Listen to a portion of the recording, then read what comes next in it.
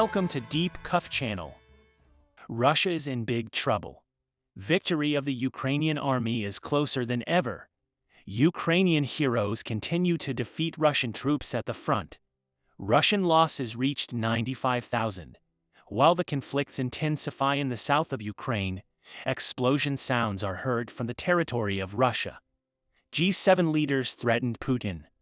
Could Ukraine's fourth counteroffensive begin soon? New HIMARS ammunition is on the way. Ukrainian army is preparing to end the war. Russia is getting lonely in the international arena. Iran's latest decision made Vladimir Putin mad.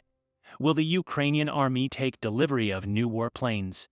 Japan is increasing its measures in the Asian continent. Ukrainian army continues to remove Russian troops from its territory, thanks to the powerful operations it carried out on the front. According to the latest statement from the General Staff of the Armed Forces of Ukraine, Russia lost 500 soldiers, 2 units, 2 artillery systems, 2 unmanned aerial vehicles, and 5 important command centers in the last 24 hours. Most of these Russian casualties came after organized attacks by Ukrainian missile and artillery units. It is worth noting that the Ukrainian military used HIMARS systems supplied by the USA for these attacks. In addition, Russia's losses are not limited to these.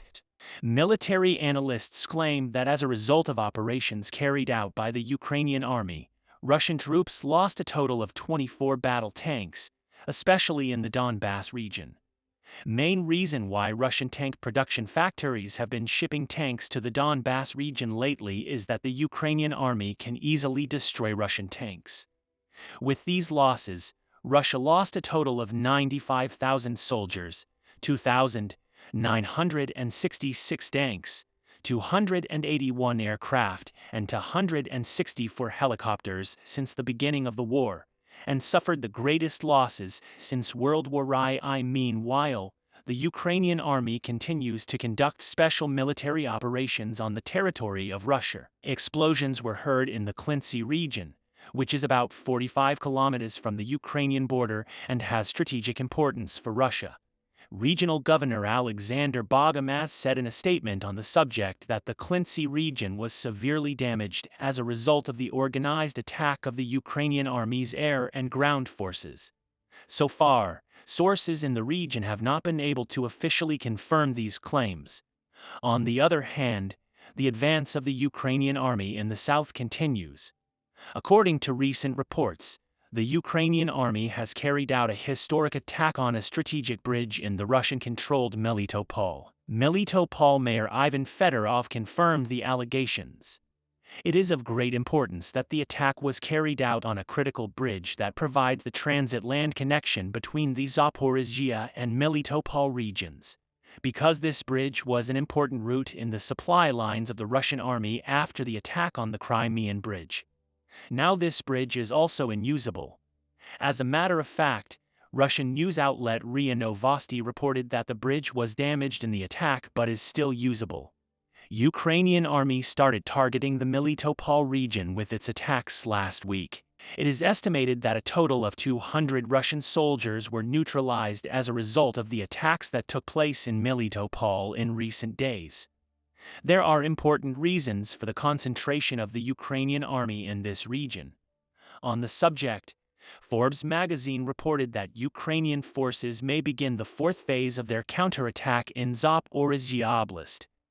This is the main reason why the Ukrainian army wanted to control the situation in Melitopol. According to Russian sources, the Ukrainian army is concentrating its mechanized forces around the town of Jugular. Russian intelligence has detected that massive mechanized forces of the Ukrainian armed forces are advancing close to the front line, an official, who asked not to be named, said. If this is true, the approach of winter could be a sign that Ukraine's fourth counterattack may be imminent. As a matter of fact, while news from the West increases the pressure on Russia, the start of such an attack may be quite strategic. After the last G7 leaders meeting, all presidents released a joint text. Central theme of this joint text was that Russian President Vladimir Putin was solely responsible for the conflict and would pay the price. Leaders of the G7 countries reiterate their support for Ukraine at every opportunity. As a matter of fact, the latest news and statements made after the meeting give the signals of a new help for the Ukrainian army. In this context, the biggest need of the Ukrainian army has been seen as warplanes for a long time. Ukrainian authorities often express their needs. In this context, many military sources have suggested that the most suitable candidate for the Ukrainian army is the Swedish JAS 39 Gripen. In fact, Magnus Jacobsson, a Swedish politician and MP, formally requested Stockholm to provide Gripen to Ukraine. However, yesterday, Swedish Defense Minister Paul Johnson officially announced that Sweden will not supply fighter jets to Ukraine, a disappointing decision for Ukraine. On the other hand, it is claimed that the U.S. administration may announce a new military support to Ukraine. Last Friday, we announced another $275 million in military support to Ukraine, and we will have more announcements in the coming days, U.S. National Security Advisor Jake Sullivan said in a statement.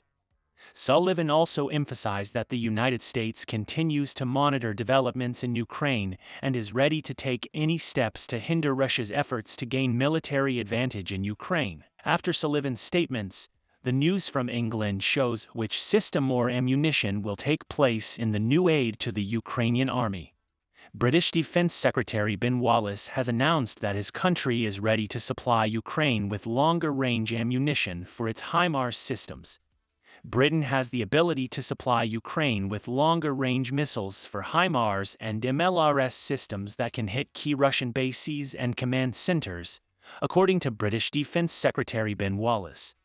Increasing the range of HIMARS has been raised by the USA before, but there has been no development. Current range of HIMARS systems is 150 km. This range partially allows the Ukrainian army to operate in the Crimean Peninsula, which is its main target. But the Ukrainian government wants more at every turn. Russia, on the other hand, is trying to increase its measures in addition to the new aid from the West. But the problem here is that Iran does not give Russia the systems it wants. Allegedly, Iran absolutely refused to supply Russia with Zolfaghar missiles. It was learned that Tehran decided not to supply such missile weapons after the information emerged that Iran could provide a missile system to Russia. Exact reason for Iran's decision is unknown. However, it is estimated that Iran does not want the codes or parts of these systems to fall into the hands of Western countries. Although the Iranian defense industry is largely the result of reverse engineering, it is extremely interesting that the Iranian authorities have taken this decision. Finally, amid high military tensions on the Asian continent, Japan began updating its air defense inventory.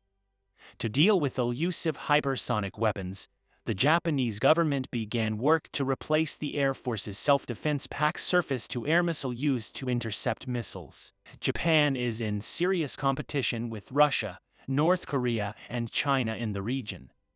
Aggressive policies of these three countries cause the Japanese defense forces to be constantly on the alert. For this reason, it is estimated that Japan took such a decision. We will improve the capabilities of existing fixed warning and control radars to improve the detection and tracking capabilities of heavy-duty vehicles, said a spokesperson for the Japan Air Self-Defense Forces. We will continue to monitor the world and especially Ukraine. We'll see what happens in the next few days. We have reached the end of another video. You can support us by liking the video. You can easily follow new videos by subscribing. I wish you all a war-free day. See you.